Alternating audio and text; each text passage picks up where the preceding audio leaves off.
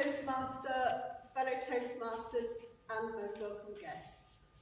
Don't worry, I am not going to do this speech on a kneeler. This is only for my props. It's only to hold my props. So be reassured. And why am I wearing this funny hat? Well, I have been told that it's actually a Russian hat, but I want you to pretend that this is the British Army. I think that we all have a hero, and my hero has always been my grandfather, Alfred F. And the reason for that is that he fought in the First World War, and he won the Military Cross 3 times. After the war, he became a commercial secretary in Berlin, and so he worked for the British Embassy and the diplomatic service. That was until the outbreak of the Second World War, and it was then that he, at the outbreak of the war, he went back to London and he joined the War Office, M.I.10. And I'm going to tell you about a mission that he was sent to do in Germany. The mission he was sent to do was actually, before the war ended, it was to get documents and archives that would be used in the Nuremberg Trials to put the top Nazis on trial.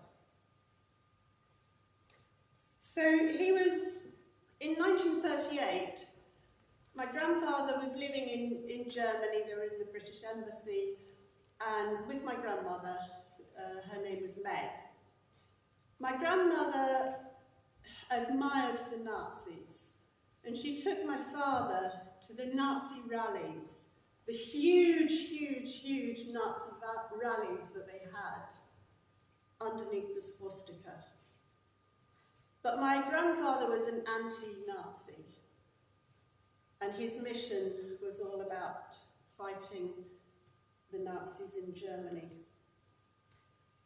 My grandfather was very good friends with German businessmen, and when war was breaking out, a German businessman came up to him and said, "So it looks like this is the end. We will not see each other again."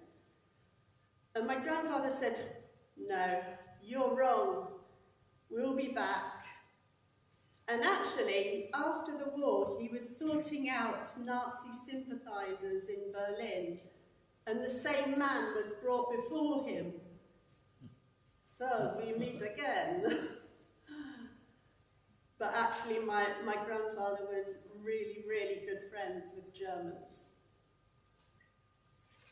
So the British diplomats were ejected from Germany. In 1939, they were put under armed guard and escorted outside the country to cross the North Sea and back to England. And I'm now going to introduce another character to this story, and her name is Edith.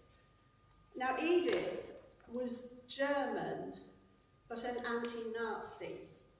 And Edith had a tobacco shop, and which she became Alfred's lover. So, okay, let's just get that clear. Under the influence of a certain 007 who worked for MI6, in my mind, in my imagination, Edith was actually a secret agent, and the tobacco shop was the place where she was passing information to British secret agents. So in my mind, that was what Edith was doing. In fact, actually, my grandfather was buying his cigars in her shop. And, and for many years, she sent us marzipan from Germany. And I always wondered, so who's Edith? Oh yeah, your grandfather's friend. So I'm going to move straight on now to Alfred's mission. So when he joined MI10, and in 1945 he was promoted to become a colonel and sent to Germany. So he was sent to Paris with a team of five people, who were 3 Americans and 2 British. And they went by jeep from Paris into Germany, and their mission was to get the archives, to find any archives or documents that could support a trial against the Nazis in I don't know how you say it, Thuringia. So they arrived at a place called Vacha, and there they were driving along the roads, and the roads were full of prisoners from concentration camps. There were long, long lines of prisoners, and they were just ransacking the whole countryside looking for food. So finally they get to Vacha, and they go to a railway. They go to a railway siding, and the railway master, I don't know how they persuaded him, but he told them that there was a railway carriage of documents in a siding, so they found those. And then they found 2 more carriages up the line with documents and with a radio transmitter, which is from one of the generals who was using the railway carriage to transmit to Germany. Further on, they got news that the archives of the German government were actually hidden in salt mines, the Nip salt mines. So they rushed to the salt mines and met the workers' committee, who were Russians, Czech and Polish workers, and the workers said the Nazis have got all their archives at the bottom of the mine, 2,500 feet below ground. I believe I put it in meters. 760 meters below ground was the entire archive of the government, part of the archive of the government. So they got the lift and they started going down into the mine. And they got 300 foot down in the lift. That was Alfred and his assistant. 300 foot down, that's 91 meters down. And the lift stopped. They were trapped in the lift. So Alfred and his mate had to break out of the lift and climb manually all the way to the top to escape, because the Nazi management had entered the mine by the other entrance, which was at Hattorf. So they got to the top and they rushed to Hattorf.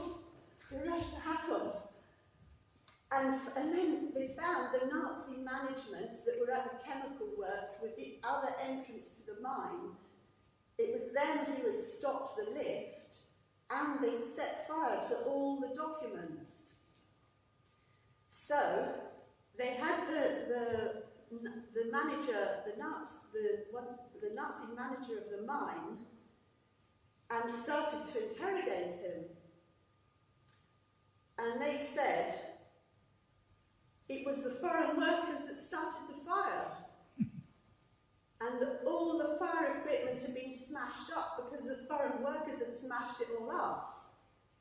Well, they looked around and they found that there was a shed and it was all intact. The equipment was intact, but they couldn't get into the shed. So the Nazi manager said, "We lost the key." They said, "Oh, find the key, find the key." They found the key, and then they said, we don't have any fire masks. Well, okay, I think we might have some fire masks after all. So they got the fire masks and they went down the mine again, and they got the fire extinguishers and started to extinguish the fire. Then they went to other places. They went through the house of the Nazi manager while he was away. Actually, he'd gone away to hospital. So they went through his house and they got more documents. They went to another mine and they got more documents there. And then somebody said, they've hidden documents in the church tower. So they actually got documents from the church tower. They also had secret machinery for making armaments. All of this, the documents, what they consisted of, were spying on Allied countries and on their economies. So there were all of those documents. Also, well, all the documents relating to armaments and transcripts of meetings that Hitler had with Keitel and General Thomas. So, this is April 1945. On the 28th of April, they managed to extinguish the fire in the mine, and they rescued 127 boxes of archives, which had been all thrown all over the place, which were higgledy-piggledy, and they got the workers committee to pack them all up into boxes. On the 29th, 29th of April, they loaded 4 truckloads of these documents and sent them back to London. And on the 30th of April, 1945, Hitler committed suicide. On the 3rd of May, Alfred fortunately arrived back in London for VE Day and was with his sisters, that's my great aunts, and they all had a wonderful time celebrating the end of the Second World War. So that was his mission. That was Alfred's mission in Germany. I'm now going to talk about the Nuremberg Trials. So the Nuremberg Trials, well, obviously I've looked this up on Wikipedia, so I know what I'm talking about. But just to inform you, the Nuremberg Trials was a military court set up by the Allies to put on trial Nazi Germany.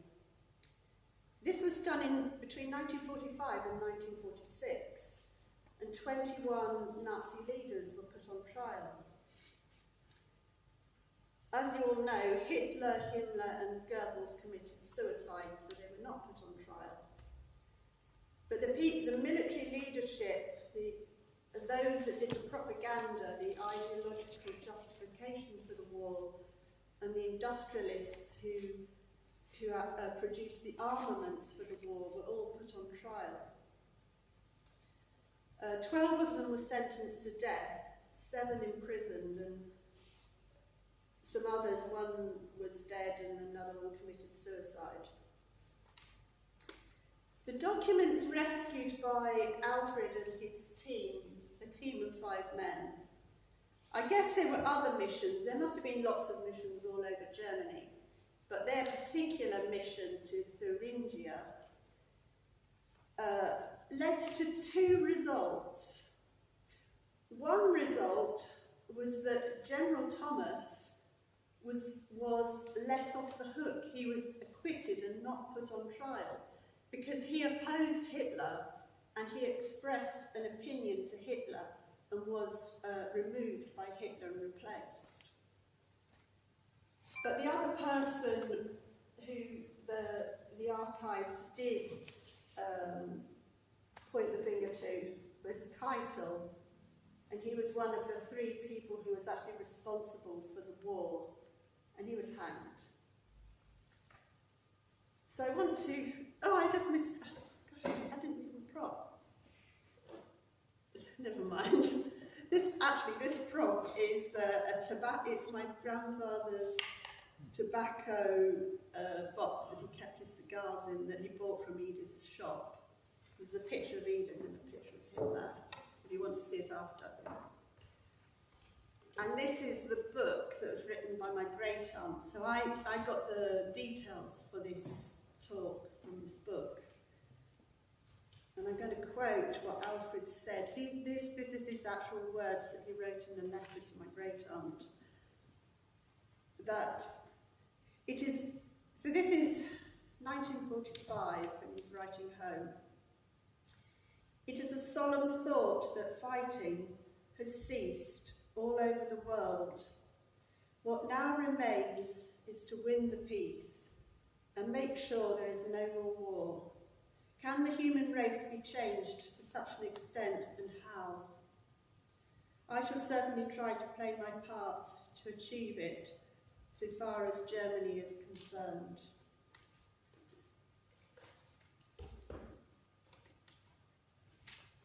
The most important thing is to win the peace. I feel this actually with the war that we're facing now. The most important thing is to win the peace. So I never met my granddad because he was actually living in Germany. He went back in August 1945. He went back to Germany, and they were setting up the German economy under the Allied occupation of Germany. And he had a contract to do that until 1948. Oh, and in 1947 he actually helped set up the first Hanover trade fair, which was very successful. Edith came from Hanover. In 1951 he should have probably come back to England, but he decided to remain living in Germany with Edith. So I never met. I'm not that old, actually. But no, we're talking about a decade later. I never met my grandfather. Nevertheless, he was my hero. He remained with Edith in Germany, and he finally died in Hanover in Germany in 1964. And every year at Christmas, a box, it could have been about this size of box maybe, a box of marzipan turned up from Germany. And I'd ask my parents, who's Edith and what's this marzipan? But it was beautiful, wonderful marzipan, German marzipan. And every Christmas the box of marzipan turned up. My dad was the only son of my granddad.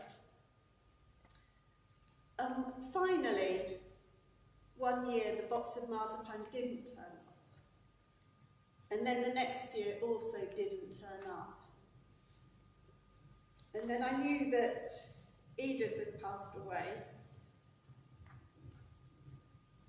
And I knew that